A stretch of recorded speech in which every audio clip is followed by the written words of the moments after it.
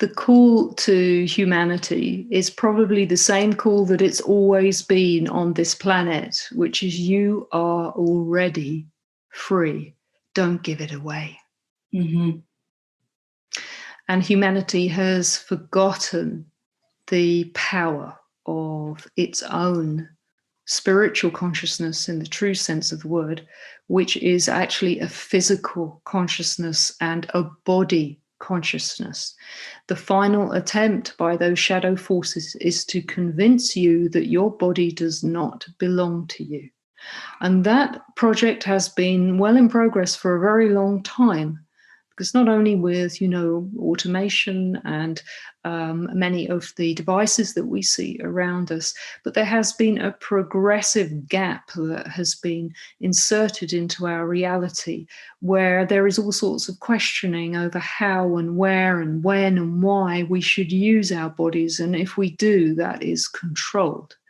And then with the virtualization of our reality, technology has been very unfairly downgraded and hamstrung into becoming really a tool of control and limitation and slavery, rather than what it should be, which is an immensely incredible force for further powering and manifesting the model or the dream that the human being is possible of putting into this current planetary reality. All human beings have the ability. It's not so much a creative ability. We don't need a creative ability. We're far more powerful than that. We actually only need the ability to light the torch that we already carry. We contain patterns. And what's happened is we've become diverted into accepting and even reproducing destructive patterns and switching off the actual patterning unit within the body that models and lays down the paths for an ever more enlightened future.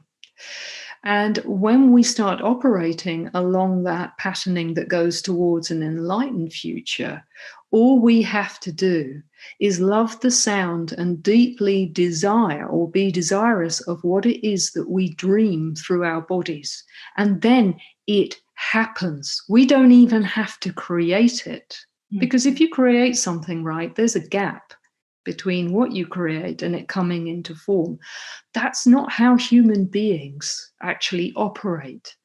And the shadow agendas on this planet have even insidiously slipped into our spirituality to the extent that they suggest that we might even have to create a reality to make it happen, when in fact we are literally dream machines with everything on board that's already needed. And all we have to do is freak out because we love the feeling and the idea of it so much. And that excitement rockets our frequency and everything goes, and reality changes. That's how the human being operates. But what gets in the way is, I will have to work it out. I need the money first before I can do it. I have to create it. Manifest, manifest, manifest, manifest. Right? This is falsity. Mm. It's an esteemed idea to a point, because, of course, when these ideas started coming about, they were far more advanced than anything else that was around. It's stepping stones, right? But one stepping stone always comes after another, and we climb on the shoulders of previous ideas. And our purpose now really is to strip out the impurity in our own source connection from these other systems and ideas, so we keep the best, and we can be very much in humility and in a reverence of those systems and those things. I'm not here to, spread hatred or dissent towards anything, but we give thanks for that, so that we recognize that it is pointing us back actually to the full version of our own human selves. We are not creators.